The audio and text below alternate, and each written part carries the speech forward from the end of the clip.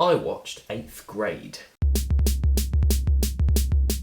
Last week I was here talking about a coming-of-age directorial debut film, and this week I'm here talking about a coming-of-age directorial debut.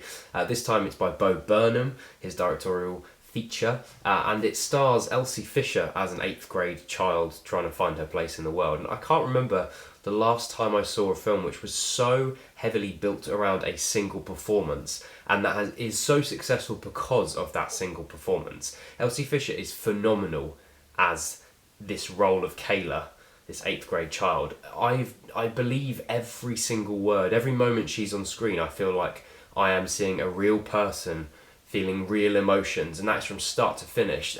She's absolutely phenomenal, and the success of this film is on her shoulders. So much of the film very expertly captures what it's like to be that awkward teenage person where you don't really know yourself and you're struggling to fit in with your peers, and how to express yourself around your peers, how to speak to your parents. And there's some amazing scenes between her and her father where she you know that she loves him, but she really struggles to interact with him, and he very much struggles to interact with her as well, and that stuff feels painfully honest, and Bo Burnham's writing, I think, captures all of that very well. Part of what this film draws upon is that artifice of online relationships or online interactions, and so much time her character Kayla is just staring at her phone. You're getting constant scrolls of social media, liking photos, laying in bed with headphones in, making sure that you're checking your Instagram feed all the time, and there's so much of that. And I think that's another honest way of talking about being a middle schooler or someone who is in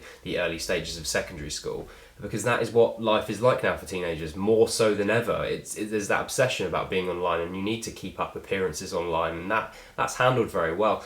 Part of the film, Kayla's uploading videos to YouTube about confidence and giving people advice, and it's heartbreaking because she doesn't have that confidence herself. So there's some lovely juxtapositions where she's talking about you've got to be yourself and be confident, as she sort of walks hunchbacked, very nervous, into a pool party full of much more confident, popular children. It's another heartbreaking moment in a film full of moments that it's all done quite subtly, but you realise as you step back that it really has packed a punch. And as you see her talk to some of her peers and try and be friendly in that really awkward way, and you can tell the popular kids aren't interested, it's incredibly squeamish. And I think, again, the feeling of that squeamish feeling of I can't fit into this situation but I desperately want to, is where Bo Burnham's writing really succeeds, but also in capturing that with Elsie Fisher's performance. The two of them together have created something absolutely beautiful here, and in terms of coming of age films, one of the best I've seen in a very long time.